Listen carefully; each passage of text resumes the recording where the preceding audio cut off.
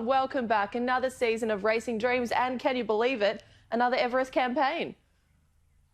I'm just happy we're on the track and racing, because without that, I'd hate to think the condition the industry would be in. So we've got to be grateful to our regulators for ensuring that that's happened, and to all the participants who have complied with the rules. And John, a real positive, upbeat time for Arrowfield. The country's premier stallion Snitzel has been crowned Australia's champion sire for a fourth consecutive year. Extraordinary. Yeah, it's something very special, Timmy, because it's only happened twice previously in the last half century.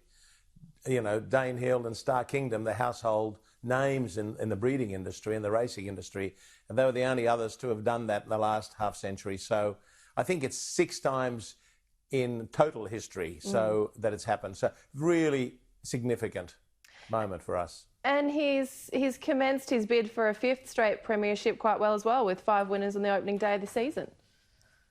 Yeah, that was good. Yeah, he's stamped his authority very, very quickly.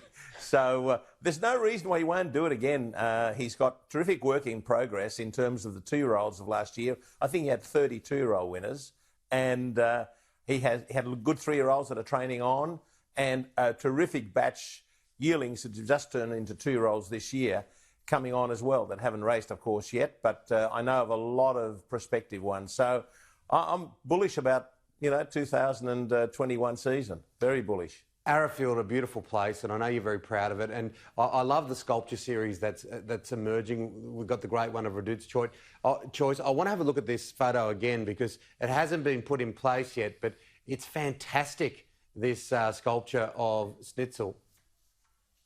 You've got a bit of a scoop there, Timmy, because we weren't going to unveil it until it was well and truly, lodged in there in its right place, but it's in the process of being so.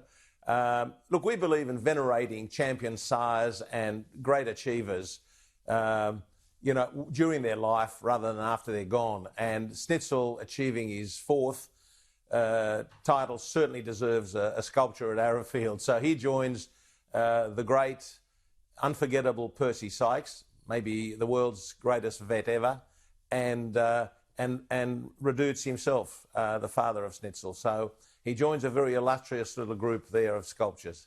And I mean, as I said to Timmy earlier in the show, you've made it when you've got your own sculptor. And I believe that it's Tanya Bartlett that's doing the sculpture for him. So whereabouts at Arrowfield will we find this? Can you tell us that? Yes, you'll find it as you drive into Arrowfield.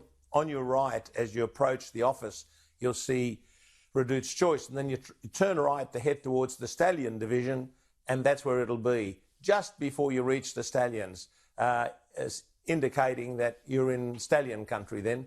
That's where it's all happening. So we've decided to separate father and son, Redute's and Snitzel, and give them their own little area. So that's the way it is at the moment.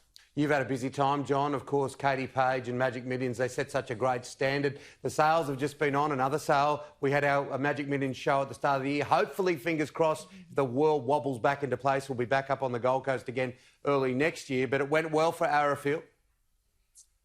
It went well for us. We had some nice horses down there, and they sold really, really well.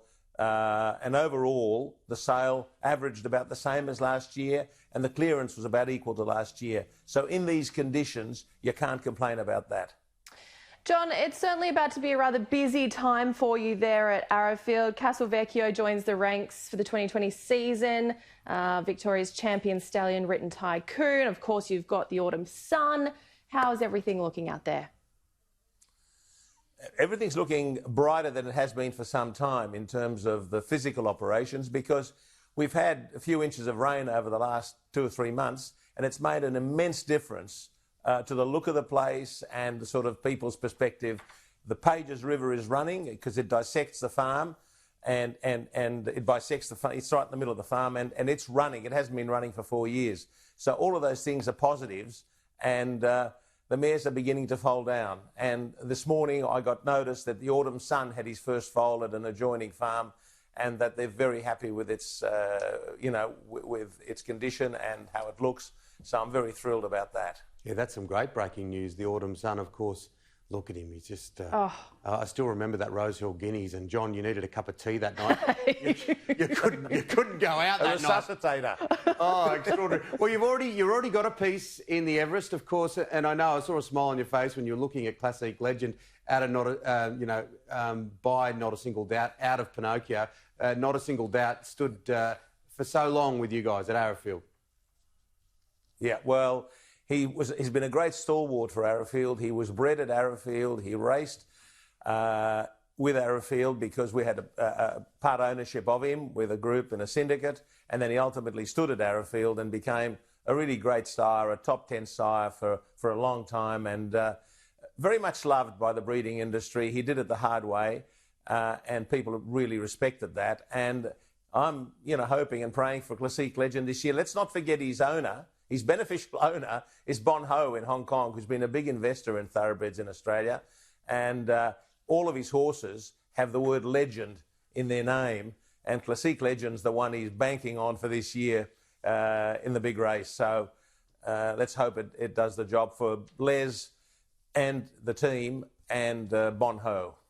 John, just quickly before we leave you, we saw last year with Yes, Yes, Yes, the 3-year-old colt storm down the straight at Randwick to take out the tab Everest. How has that changed the dynamic of the Everest, do you think? Do you think this is now, this could put the colts really in the spotlight for you guys at stud, that this is a premier prospect?